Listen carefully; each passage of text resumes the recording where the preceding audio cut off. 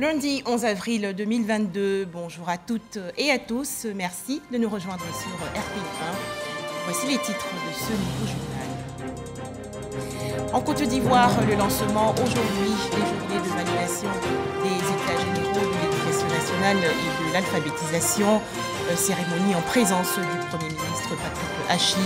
Le rapport unique validé sera ensuite officiellement remis au président de la République Alassane Ouattara.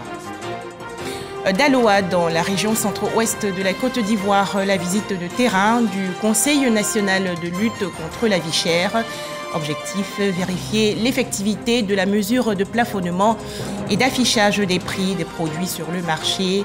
Décision prise par le gouvernement pour réduire le coût de la vie. Enfin, en France, Marine Le Pen et Emmanuel Macron en piste pour le second tour de la présidentielle. Alors qu'en pensent leurs compatriotes? On en parle également dans ce journal. En Côte d'Ivoire, des vivres et non-vivres estimés à plus de 40 millions de francs CFA offerts hier à la communauté musulmane de la région du sud Comoé. Il s'agit de 30 tonnes de riz, 15 tonnes de sucre et une enveloppe de 10 millions de francs CFA. C'est un don du président du CESEC, Eugène Aka Awele, du secrétaire général de la présidence de la République, Abdourahmane Cissé, et de Ibrahim Massaga, fils du Grand Nord. Ces trois donateurs veulent ainsi soutenir les fidèles musulmans du sud Comoé en cette période de jeûne. Les précisions de Patricia Etia. Composé de 30 tonnes de riz, 15 tonnes de sucre et une enveloppe de 10 millions de francs CFA, ce don d'une valeur de 40 millions de francs CFA est destiné à la communauté musulmane du Sud Comoé.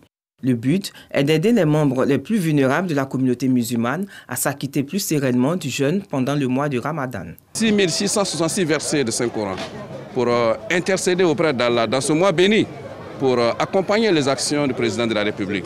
Et c'est ce que nous avons fait. Revenant sur l'importance du mois du Ramadan, les généraux donateurs, notamment le président du CESEC, Akaoulé, le représentant du secrétaire général de la présidence, Abdourahmane Cissé, et le représentant d'Ibrahim Magassa, fils du Grand Nord, ont tous invité les guides religieux musulmans et l'ensemble de la communauté musulmane à se recueillir dans la prière. Le ministre Cissé Abdourahmane Béchage de vous transmettre son assalamu alaikum wa rahmatullahi ta'ala wa barakatuh à toute la communauté musulmane, ainsi que ses salutations à l'ensemble des autorités ici présentes. Je voudrais, à la suite de ce qu'il m'a dit, vous demander à nos guides religieux de prier pour le président de la République, d'adresser des prières avec une grande ferveur. À travers ces gestes, je voudrais vous exprimer toute notre proximité et notre attachement aux valeurs essentielles prônée par la religion musulmane, qui est une religion de tolérance, une religion de paix, une religion d'unité, de solidarité, d'ouverture et qui prône le développement de l'homme et de la cité. Le ministre d'État, Kobena Adjoumani, patron de la cérémonie, a exprimé sa joie d'être aux côtés de ses frères musulmans en cette période importante qui invite à la pénitence, à la privation, au partage et à la générosité. J'ai ici la somme de 10 millions de francs. Donc pour Aboisseau, nous avons 7 tonnes de riz, plus 100 cartons de sucre avec 2 500 000 francs. Bassam, 10 tonnes, 120 cartons, plus 3 millions de francs. Atiake, 3 tonnes, 50 cartons, 1 500 000. Tiapoum, 3 tonnes, 40 cartons, 1 million de francs. Bonois, 3 tonnes, 40 cartons de sucre, 1 million de francs. Grand Nord, 4 tonnes, plus 50 cartons et 1 million de francs. L'ensemble des imams du Sud Comoé ont salué cette grande générosité. Ils ont fait des prières pour le président de la République en lisant dans son intégralité le Saint-Coran. Toujours en Côte d'Ivoire, le lancement aujourd'hui des journées de validation des États généraux de l'éducation nationale et de l'alphabétisation. Rencontre en présence du Premier ministre Patrick Achi. Au cours de ces assises, le rapport unique sur les États généraux de l'éducation nationale et de l'alphabétisation sera validé. Une validation qui va mettre fin aux concertations et dont les résultats seront ensuite officiellement remis au président de la République, Alassane Ouattara. Écoutons à présent le Premier ministre de Côte d'Ivoire, Patrick Achi, vient de procéder au lancement des journées de validation des États généraux de l'éducation nationale et de l'alphabétisation. Il s'agit en effet d'inviter la nation tout entière au chevet de notre système éducatif pour partager les constats et les enjeux, les forces comme les faiblesses de notre instruction publique et surtout inventer ensemble des solutions pour faire mieux demain et lui insuffler une vitalité nouvelle en phase avec les défis de notre développement national. Comme le dit le célèbre proverbe africain, pour qu'un enfant grandisse, il faut tout un village. Vous êtes ce village, réunis pour avancer et faire avancer notre école, et réunis pour faire grandir nos enfants. Je voudrais donc émettre un vœu simple mais essentiel. Voir éclore de vos réflexions et analyses des propositions innovantes, pertinentes et opérationnelles, tout à la fois financières, humaines, organisationnelles et infrastructurelles, pour édifier demain une école ivoirienne crédible, efficace, équitable. Toujours en Côte d'Ivoire, une plateforme de solutions numériques pour améliorer davantage la productivité des exploitants agricoles. Ce projet, initié par le ministère de l'économie numérique, a été présenté récemment au ministère d'État, ministère de l'Agriculture et du Développement rural. C'était lors d'une rencontre à Daloa, dans la région centre-ouest du pays. Pour en parler, Léon Brou de RTI Boaké. Il se déploie progressivement pour couvrir tout le territoire national. Déjà, le PSN2A, à savoir le projet de solution numérique pour le développement du secteur agricole et le e-agriculture, réalise du succès dans les régions de la Maraoué et du Haut-Sassandra. 300 000 acteurs de la chaîne de valeur enrôlés, 5 000 publications et 9 000 visites dans la plateforme. Cet outil du PSN2A pour révolutionner la production et la vente des produits agricoles au moyen des technologies de l'information et de la communication. Une fois dans la base de données, si vous avez de la production disponible, vous publiez cette production sur la plateforme. Et tous les acteurs qui sont dans l'écosystème ont accès à cette production. Si vous avez un besoin d'achat, vous publiez votre besoin sur la plateforme. Gratuits sont les services de la plateforme du PSN2A pour améliorer la productivité des exploitants agricoles et l'accès de ceux-ci au marché, atténuer l'impact du Covid-19 sur le secteur agricole, accroître l'accès des services numériques dans les zones rurales. L'innovation, donc la clé de la relance de l'économie agricole, selon les ministres de l'économie numérique et de l'agriculture. On est 28 millions d'habitants pour 42 millions de téléphones. Donc chaque Ivoirien a au moins 1 à 2 téléphones. Ça montre que malgré tout, on sait l'utiliser. Donc il n'y a aucun problème. C'est un produit qui est simple, facile à utiliser, avec des images. Donc une tomate, tout le monde sait la reconnaître. Il suffit de cliquer dessus pour qu'on puisse en acheter. Ça permet aux paysans de pouvoir échelonner sa production.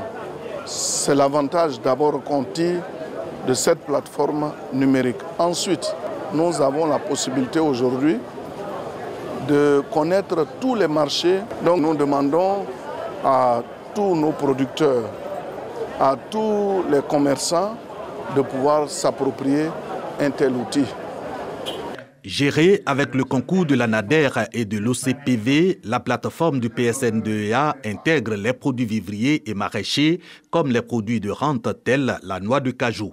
Des solutions développées au volet 2 du PSN2A, financées par la Banque mondiale et mises en œuvre par les ministères de l'économie numérique et de l'agriculture.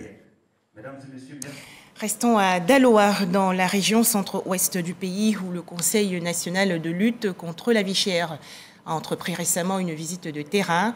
Il s'agissait pour le CNLVC de vérifier l'effectivité de la mesure de plafonnement et d'affichage des prix des produits sur le marché, mesure instituée, on le sait, par le gouvernement. Les explications de Michel Mambo. Daloa, visite inopinée du CNLVC dans une boutique du quartier Commerce. Le Comité national de lutte contre la vie chère, accompagné des inspecteurs du commerce, s'assure de l'effectivité du plafonnement et de l'affichage des prix. Les larmes aux yeux, le propriétaire plaide non coupable. Vous m'avez demandé pardon, comme c'est un peu seulement qui n'a pas affiché le prix. Ce qui était cycle là, moi j'ai affiché. Quand on m'a demandé là, il dit c'est 700 francs. Il n'a pas trouvé le prix. Il a ramassé ça. Un plaidoyer qui ne risque pas d'attendrir les inspecteurs du commerce. Fini la sensibilisation, place à la répression. Ce qui va se passer, il viendra au bureau. Il a commis une infraction. Il sera obligé de payer l'amende de 100 000 francs pour un détaillant. Et il a 1 mois pour le faire. Cap ensuite sur un entrepôt au quartier Soleil. Ce grossiste également tombe sous le coup de la loi. On reçoit des marchandises où les prix sont déjà grimpés. Et après l'échange des différentes structures d'Abidjan, les usines avec le gouvernement, c'est difficile pour nous de revoir ces prix à la baisse, puisque personne ne peut prendre ces différentes dommages de pertes-là. Donc on n'a pas le choix. Tous les opérateurs, tous les acteurs du commerce ont reçu l'information et ont reçu les documents. M. Nguessan ne respecte pas les prix plafonnés. Et comme M. le ministre l'a si bien dit, nous a instruit, zéro tolérance. Alors, il sera sanctionné sévèrement et conformément à la réglementation en vigueur. Dans cette grisaille, un bon élève tout de même. Sissoko Mamadou affiche et respecte le plafonnement des prix. Et la traque se poursuit sur le marché. Après le district d'Abidjan, le Comité national de lutte contre la vie chère étend ses actions à l'intérieur du pays. Première étape donc, Daloa. Premier objectif, le strict respect des mesures prises par le gouvernement pour préserver le pouvoir d'achat des populations. Toutes les populations sont informées des décisions qui ont été prises par le gouvernement et donc tout le monde devait appliquer ces décisions-là. À l'occasion de cette visite de terrain, le comité local de lutte contre la vie chère avec à sa tête Kwame Kofi, préfet de la région du Haut-Sassandra, préfet du département de Daloa, a été officiellement mis en mission. Un marché pour la commercialisation des produits vivriers inauguré il y a quelques jours dans le village de Bakayo, dans la région sud-ouest du pays.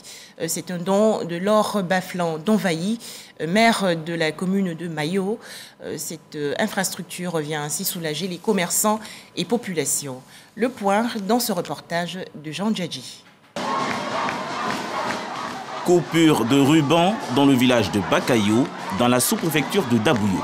Les populations réceptionnent par cette symbolique leur premier marché de vivrier.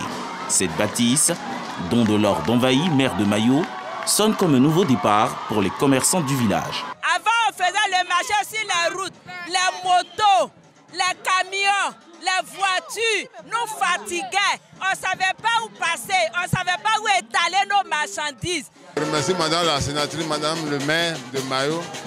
Elle a fait un bon travail pour les commerçants de Bakayo et surtout pour la population de Bakayo. Parce que ce marché-là va libérer le goudron. En construction depuis 3 ans, le coût du marché de Bakayo est estimé à 115 millions de francs CFA. Je suis très content de l'ouverture de ce marché qui offre à la commune de Mayo et à toute la sous-région de l'Union un cadre attrayant pour permettre aux commerçants et aux opérateurs économiques d'exercer leurs activités en toute sécurité. Il y avait un besoin nécessaire de créer ce marché pour pouvoir déjà accroître nos recettes, mais aussi pour que tous les commerçants soient regroupés en un seul lieu pour plus de fluidité et plus de facilité. La commune de Mayo est composée de 4 villages, Mayo, Bakayo, Moussayo et Komeayo. Bakayo, à l'instar des autres localités, bénéficiera d'autres infrastructures afin de booster son développement. Le coronavirus toujours présent dans le monde entier, alors faisons-nous tous vacciner et surtout respectons les gestes barrières.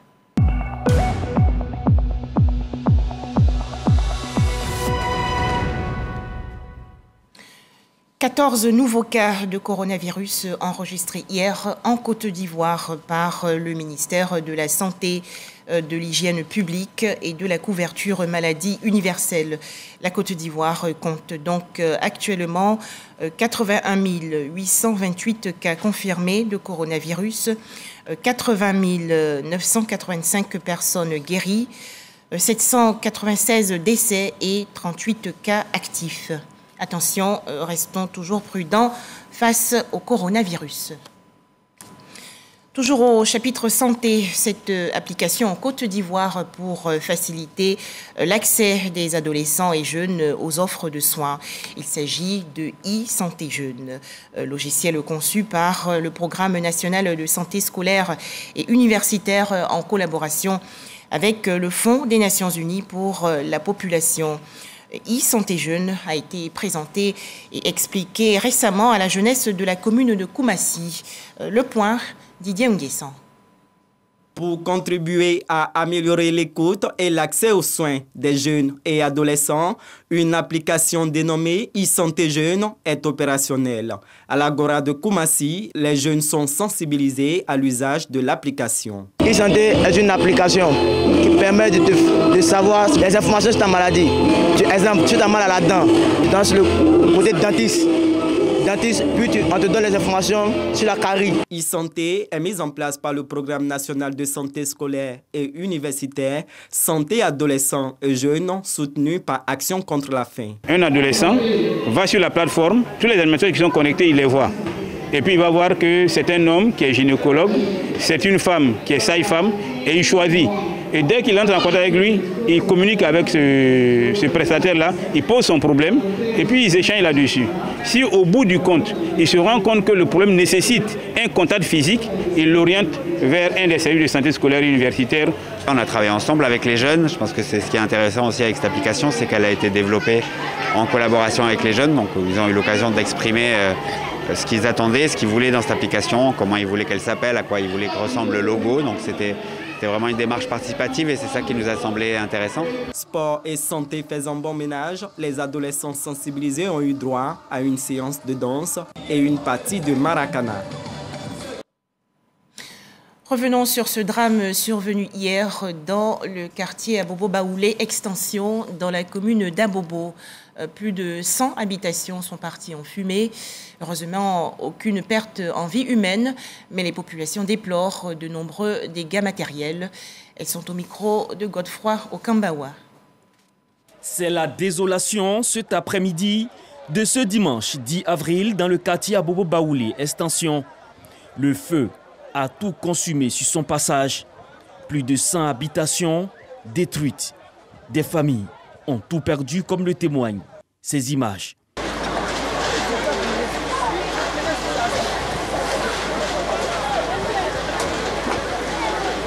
Selon les témoins, le feu est parti d'une explosion d'une bouteille de gaz.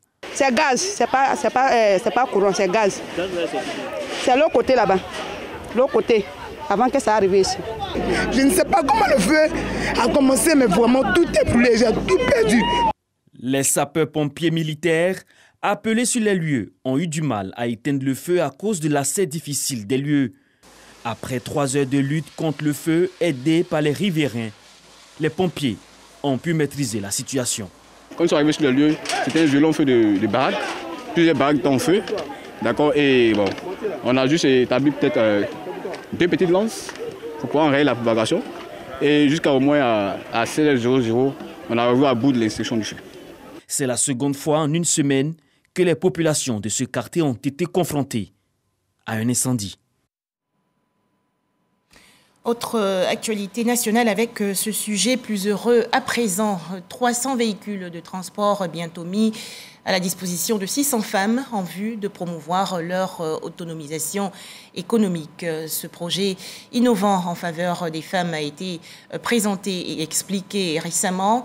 C'était lors d'une rencontre entre le ministère de la Femme, de la Famille et de l'Enfant et les femmes dirigeantes d'entreprises de transport et autres femmes conductrices de taxi. Les précisions de Frédéric Oulaï et Godefroy Okambawa. Dominé par la jante masculine, Le secteur des transports intéresse aujourd'hui de plus en plus les femmes. Elles représentent 20% des acteurs du secteur. En août 2021, 600 d'entre elles ont reçu des véhicules pour le transport urbain. Après la mise en œuvre de ce projet, ces conductrices ont désormais le statut d'entrepreneur du secteur, selon les initiateurs. La femme a toute sa place dans le secteur du transport. Déjà, on l'emprunte tous les jours pour nos déplacements. Donc, pourquoi ne pas aussi être à des positions, par exemple, de conducteur ou bien d'opérateur, même de taxi ou même de propriétaire de taxi ou de d'autres types de véhicules VTC. Donc, c'est très important de pouvoir inclure la femme dans ce type d'initiative-là. Aïssatou Cissé totalise 15 ans d'expérience dans le secteur du transport. Cette chef d'entreprise partage son expérience. Quand on veut donner de la valeur et de l'emploi à des jeunes femmes qui sont de statut moyen, c'est une bonne chose, c'est même sociétal. Et nous encourageons ce genre d'activité, ce genre de projet. Le conseil que je pourrais leur donner, c'est de savoir que si elles embrassent cette activité de conductrice, qu'elles soient des conductrices professionnelles, qu'elles soient des conductrices qui a une valeur ajoutée à l'activité que tout le monde mène. L'industrie du transport constitue un levier pour parvenir à l'autonomisation et la prise en charge économique des femmes. Nasseneba Touré, ministre de la Femme, de la Famille et de l'Enfant, a affiché au cours de cette rencontre la ferme volonté du gouvernement, celui de travailler à la parité dans ce secteur. Direction le Poro, dans la région nord du pays. 1000 timbres et 6000 certificats de nationalité offerts il y a quelques jours aux populations du département de Sinématiali. C'est un don du directeur de cabinet de la présidence de la République. Fidel Sarasoro veut ainsi exhorter les populations et surtout la jeunesse à obtenir ou renouveler la carte nationale d'identité. Ami Sissoko. Ton enfant est amené à l'école là. C'est forcé, un jour viendra qu'il va demander ta pièce d'identité. Et si toi ne peux pas, tu n'en as pas. Tu vas lui offrir quoi? À cause de ton incapacité, ton enfant va rester derrière. Faciliter l'obtention des cartes nationales d'identité aux populations. C'est à cela que s'attelle l'Office national de l'état civil et de l'identification, ONESI. Il déploie donc une unité mobile d'enrôlement à Sinématiali dans le Poro pour permettre aux populations d'obtenir le plus rapidement possible ce précieux sésame. Depuis la fin de l'expiration, l'engouement a encore augmenté, raison pour laquelle nous avons déployé, en plus des centres qui continuent de travailler, nous avons déployé cette équipe mobile pour permettre à nos populations d'obtenir cette pièce beaucoup plus facilement, mais avec une particularité que nous avons aussi envoyé l'équipe de gestion des réclamations pour permettre de faire les corrections en même temps pour ceux qui n'ont pas obtenu leur carte. Cette opération d'enrôlement a vu la présence des autorités politiques, administratives et coutumières du département de Sinématiali, au nom desquels le ministre directeur de cabinet du président de la République et député de Sinématiali commune, Fidel Sarasoro. Pour l'occasion, il a offert 1000 timbres d'enrôlement et 6000 certificats de nationalité à la population. Lassina Ouattara dit l'ASPR, député de Korogo commune, lui emboîte le pas en offrant 200 timbres à Sinématiali. La carte d'identité nationale est une pièce administrative extrêmement importante pour l'encadrement des populations, pour s'assurer que les populations puissent bénéficier des fruits de la croissance que notre pays connaît en ce moment. Le président de la République, son Excellence Alassane Ouattara, a donné des instructions à tous les cadres pour qu'ils puissent descendre dans leur localité, sensibiliser davantage les populations pour qu'elles puissent venir s'enrôler. À Sinématiali, sur une population cible de 37 000, seules 16 000 personnes sont enrôlées, 6 500 cartes d'identité distribuées et près de 2 000 attendent toujours les requérants. Du 12 au 16 avril, des villages ONESI seront installés à Korogo, Dikodougou et Mbengue en vue de permettre aux populations de bénéficier de leurs services. Un tout autre sujet à présent, comment améliorer les systèmes éducatifs dans les pays africains? Question au centre d'une rencontre organisée récemment dans la commune de Cocody par le groupe interdisciplinaire de recherche sur les pratiques enseignantes et le développement des sciences de l'éducation. Les explications de Franck Kouadio. Repenser le système éducatif à l'échelle africaine. Les enseignants-chercheurs réunis au sein du GIRP, groupe de recherche, veulent apporter leur contribution. L'idée de ce colloque part donc d'un constat clair. Face à des classes à effectifs pléthoriques, au manque d'infrastructures, de matériel didactique, à l'indifférence de nos enfants face à l'école et au manque de débouchés professionnels, certains diront yaka. On ne peut plus se contenter du yaka.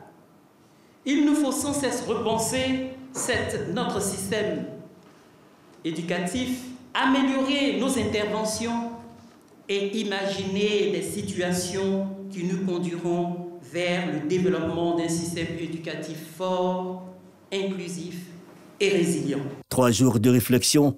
Ils sont venus de plusieurs pays, dont l'Algérie, le Mali, le Burkina Faso et la RDC. C'est mieux que nous, scientifiques actuels, que nous essayons de repenser un nouveau vent pour que nous revoyions comment nous pouvons adapter notre système éducatif aux besoins actuels de notre continent. Le site de l'école normale supérieure d'Abidjan Cocody est choisi. C'est donc, selon le représentant du parrain, le ministre Adama Diawara, à charge de l'enseignement supérieur et de la recherche scientifique, à juste titre que la thématique du colloque a été déterminée. Comment repenser le système éducatif africain? Ce qui nous arrive chez nous, c'est ce que vivent aussi les pays qui sont autour de nous. Donc si nous repensons notre système sans que les autres repensent les leurs, on va se trouver dans une dynamique où vous avez un grain d'arachide qui est pourri dans un sac et qui va finir par contaminer le sac entier.